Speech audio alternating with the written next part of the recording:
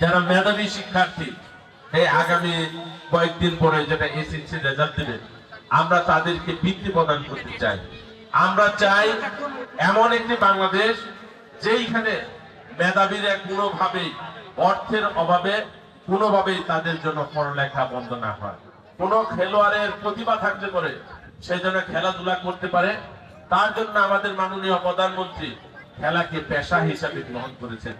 আমরা চাই প্রত্যেকটা খেলোয়াড় তিনি যেন এটাকে পূজা মনে না করে পরিবারের একটা সম্মান যেমন থাকবে, তেমনি ভাবে তারা যেন আর্থিক ভাবে লাভবান হয়, তার দিকে আমাদের মাননীয় প্রধানমন্ত্রী জনাব তারেক রহমান উদ্যোগ নিয়েছেন।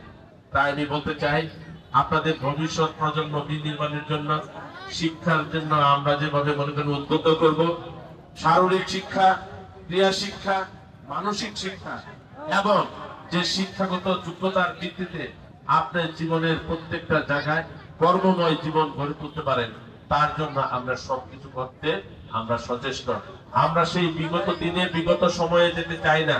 আমরা যেটা করলে পরে আমাদের এই রাষ্ট্র আবার পিছিয়ে যাবে, যেটা আমাদের মাননীয় প্রধানমন্ত্রী বলেছেন, টেক ব্যাক বাংলাদেশ। আমরা টেক ব্যাক বাংলাদেশ, আমরা বাংলাদেশকে বিনির্মাণ করতে চাই। আর এর জন্য আমরা খেলাধুলার দিকে সবচেয়ে বেশি আমরা পৃষ্ঠপোষকতা করতে চাই।